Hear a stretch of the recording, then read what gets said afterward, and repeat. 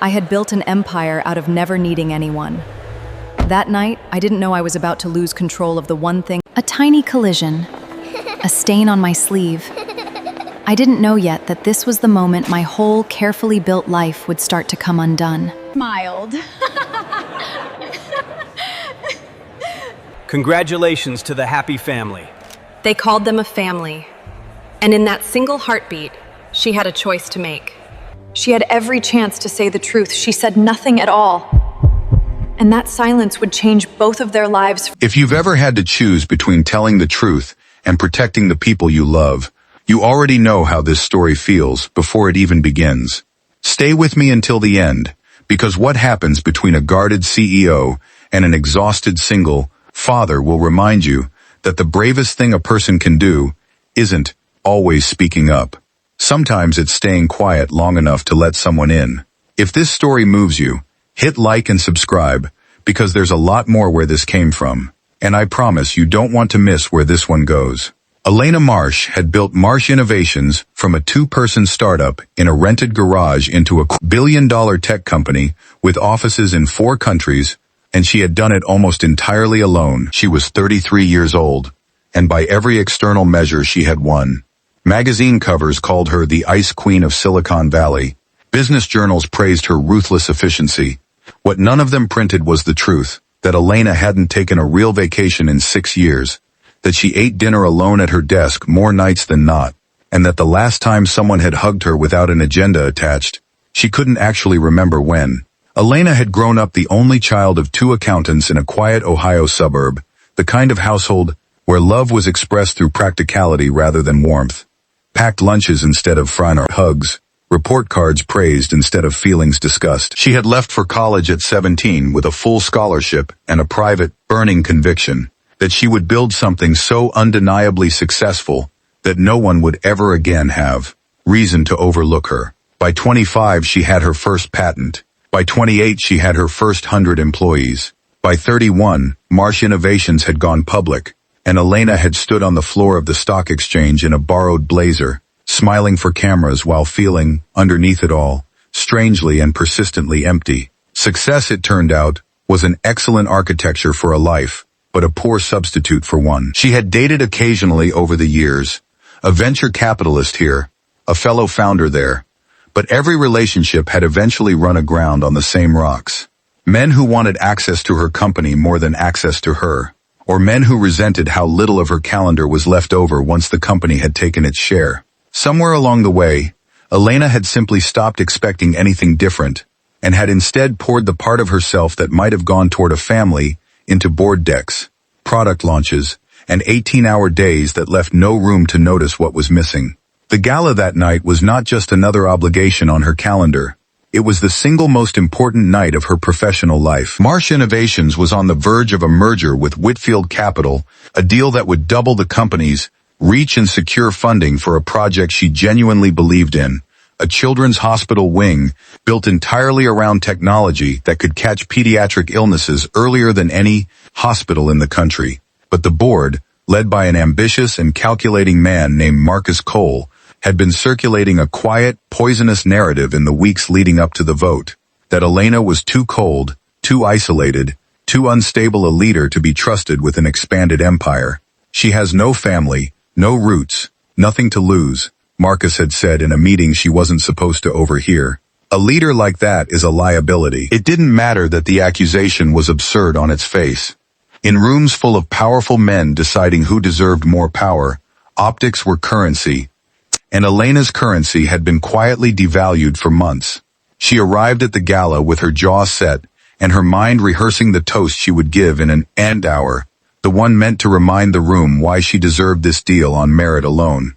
She did not expect, 3 minutes after walking through the door, to be knocked sideways by a 6-year-old girl in a yellow sundress who was chasing a balloon that had slipped from another child's hand. "I'm so sorry." The man's voice was warm even in its panic.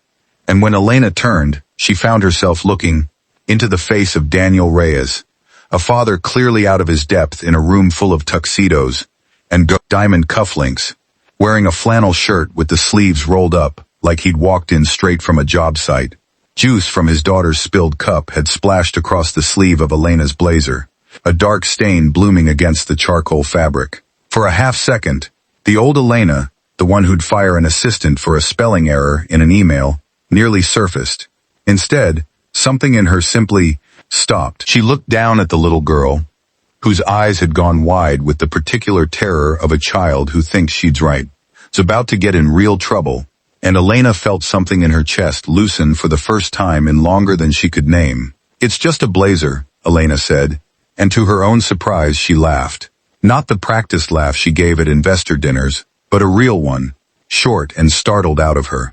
The little girl, Mia, her father called her, relaxed instantly, grinning a gap-toothed grin, and asked Elena if she was a princess, because her dress was shiny like one.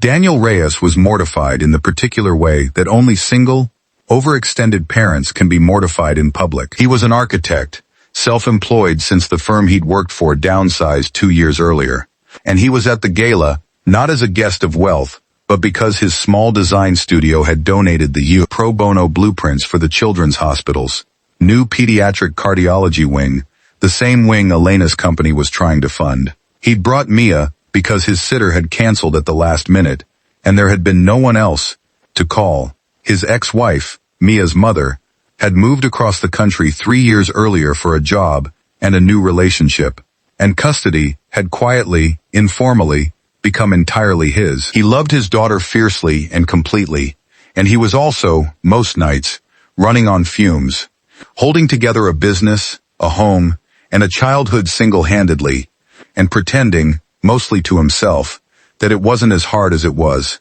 What Elena didn't know yet, in that first minute, was that Mia had been born with a congenital heart defect. She had already had 2 surgeries by the age of 5, and a third, more delicate, more expensive, requiring a specialist who only operated at exactly the hospital wing Daniel had designed, was scheduled for the following spring. His insurance would cover a portion. It would not cover enough. He hadn't told anyone that yet, not even the hospital's fundraising office, because admitting the number out loud made it feel unbearably real. Daniel had not planned on becoming a single father, not in the way it had happened. His marriage to Mia's mother, Claire, had ended not in some dramatic collapse, but in a slow, quiet drift.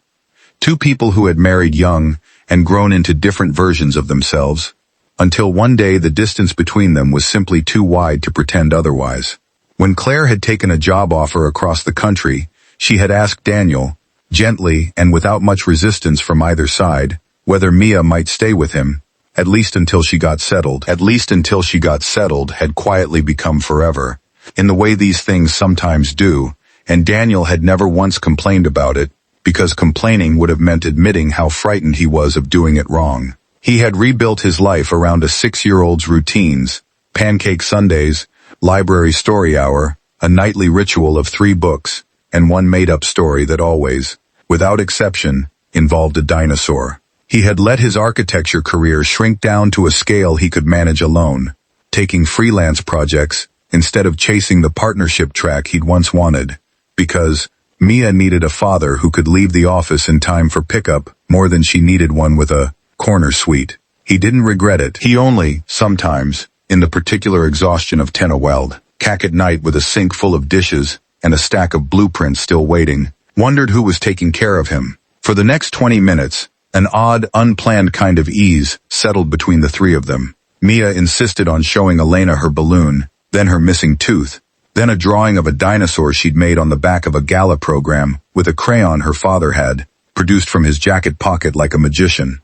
Elena, who had not spent unsupervised time with a child in her adult life, found herself crouched on marble floors in a $5,000 dress, laughing at dinosaur anatomy. Daniel watched her with something between disbelief and quiet curiosity, this woman whose face he recognized from magazine covers, kneeling to look a 6-year-old in the eye like nothing else in the room mattered. It was Mr. Whitfield, the very man whose capital and signature Elena needed in 6 weeks, who found them, like that. He'd been looking for Elena to introduce her to a group of potential co-investors, and when he rounded the corner and saw her crouched beside Daniel and Mia, glowing in a way none of his previous encounters with her had ever shown him, his face broke into a wide, delighted smile.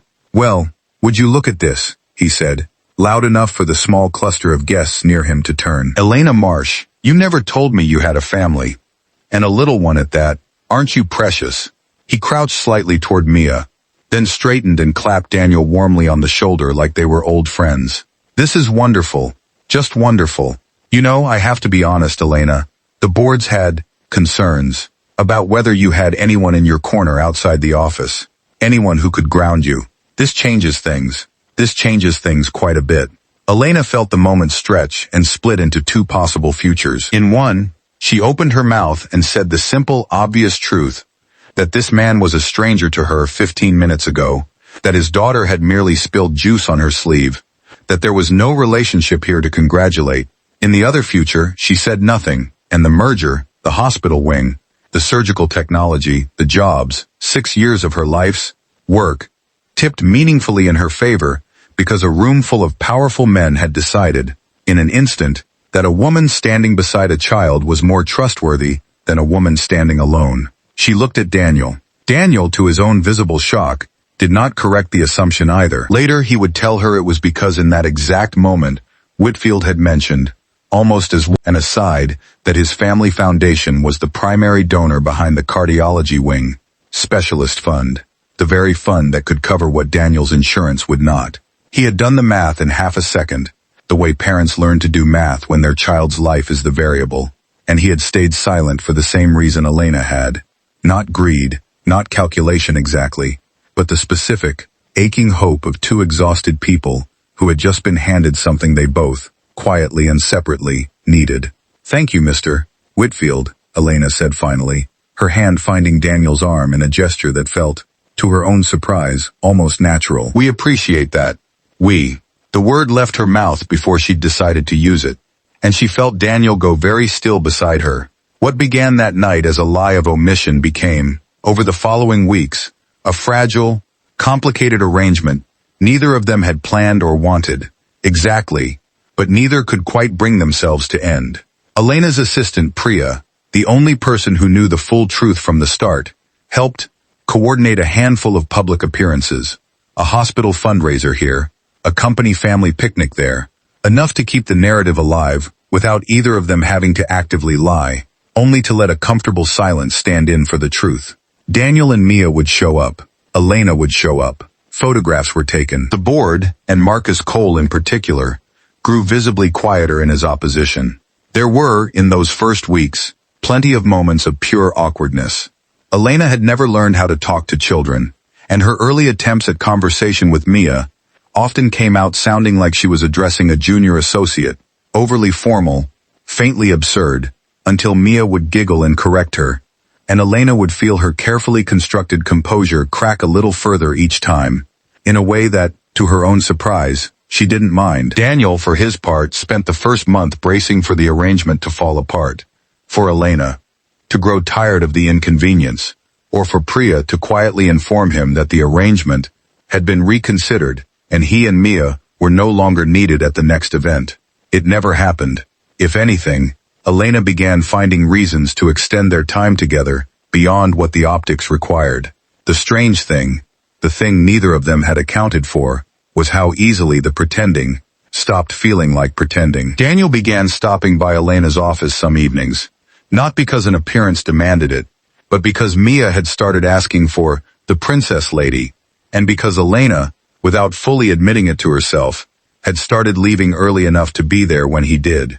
She learned that Daniel's flannel shirts weren't a fashion choice, but the last comfortable clothes from a life before divorce and downsizing that he hadn't gotten around to replacing. He learned that the Ice Queen headlines had it almost entirely backward, that Elena wasn't cold, she was just so relentlessly alone that warmth had nowhere safe to land, until, apparently, it did, in a marble hallway with a girl in a yellow sundress. It was Mia, in the end, who said the thing neither adult had been brave enough to say aloud.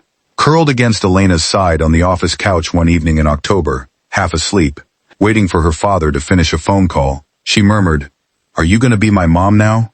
And Elena felt the question land somewhere she hadn't defended in years. She didn't answer. She just held on a little tighter, and when Daniel came back into the room and saw them like that, something settled in his chest too. A certainty, unspoken, that this had stopped being about the merger or the surgical fund a long time ago, at least for him. But arrangements built on silence tend to collapse the moment someone decides to speak. Marcus Cole, sensing that his campaign against Elena had failed through means he didn't fully understand, hired someone to look closer. It didn't take long. A financial records search turned up something Daniel had never hidden, but had also never advertised. He and Elena had no shared address, no shared accounts, no marriage license, no relationship history predating the gala by more than 15 minutes. Marcus took his findings not to Elena, but directly to Whitfield, 3 days before the final board vote, with the kind of triumphant certainty of a man who believes he's finally found his winning hand. Elena found out from Priya, in a hurried phone call, 20 minutes before Whitfield himself called an emergency meeting. She sat frozen at her desk for exactly 1 minute, and then she did the only thing that felt true. She called Daniel. "They know," she said, "or they're about to." There was a long silence on the line, and then Daniel said something she hadn't expected. "Good," he said quietly. "I'm tired of it being a secret anyway. Aren't you?" The emergency board meeting was tense in a way Elena's tenure at the company had never quite reached. Marcus laid out his findings with the practiced flourish of a prosecutor, sliding printed documents across the polished table. No shared address, no legal ties, a fabricated family staged, in his words, to manipulate this board's confidence for personal and financial gain. Whitfield's face, for the first time since Elena had known him, was unreadable.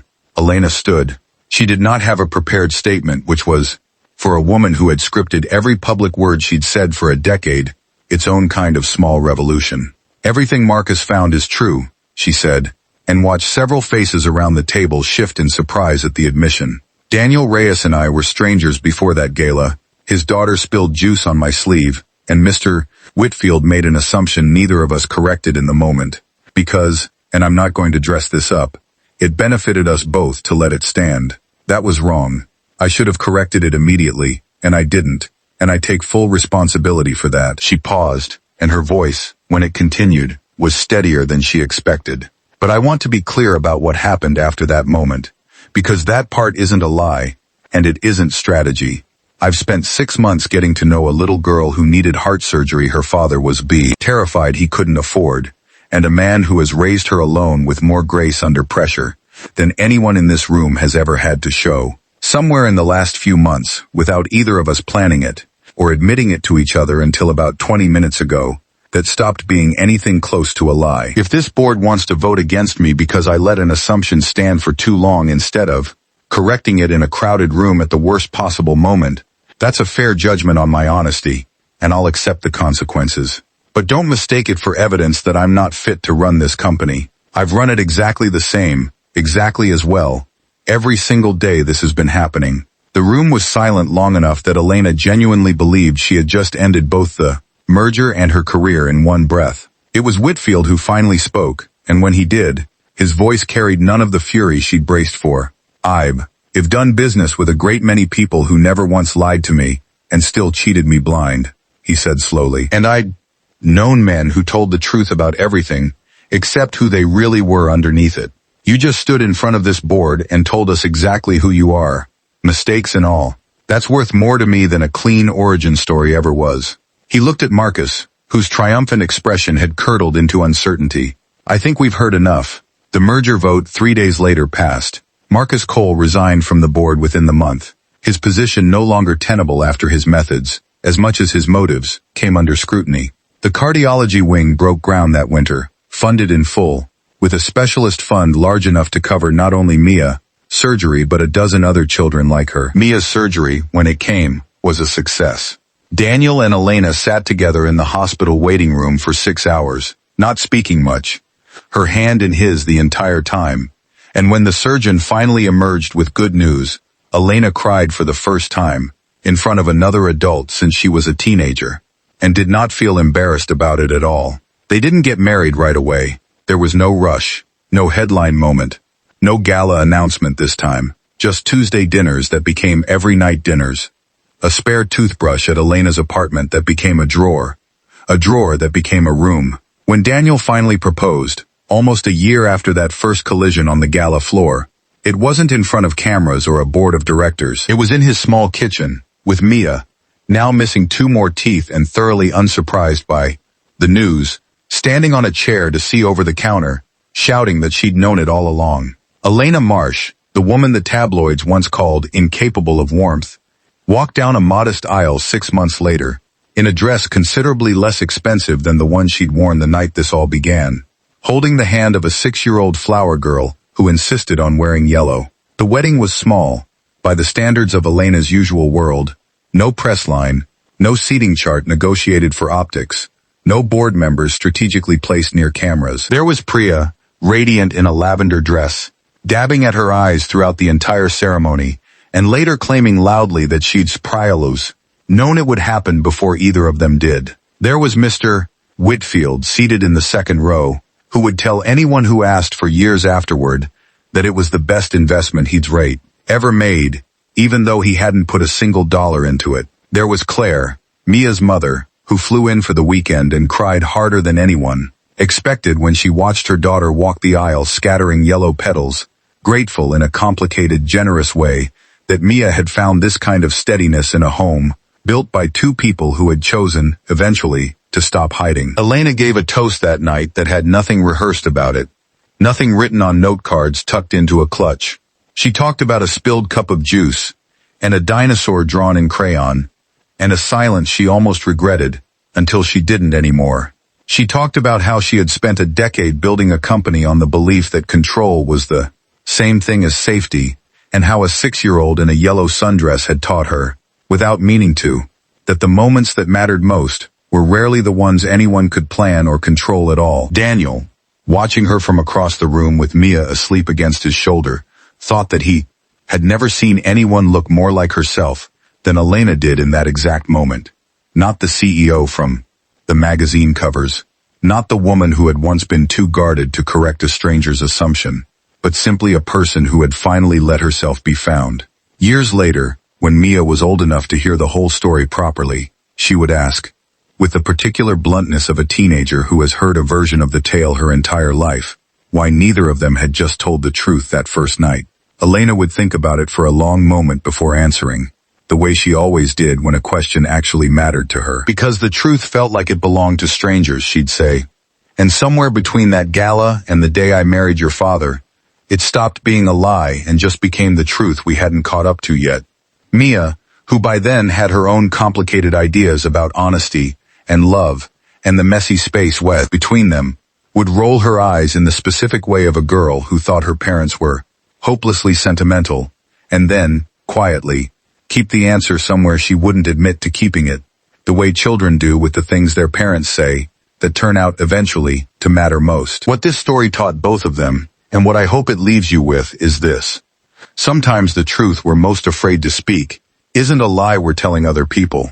It's the hope we haven't yet admitted to ourselves. Elena and Daniel didn't fall in love because of a mistake at a gala. They fell in love in the months of ordinary Tuesdays that followed it, in the unglamorous, unphotographed moments no board member ever saw. The silence that started it all wasn't really deception. It was 2 exhausted, guarded people finally, quietly, letting themselves hope for something they'd stopped believing they deserved. If this story stayed with you the way it stayed with me while writing it, don't forget to like this video and subscribe for more stories just like it. Because sometimes the most powerful thing you can do isn't correct the world's assumptions about you. It's live long enough into the truth to discover the assumption was right all along.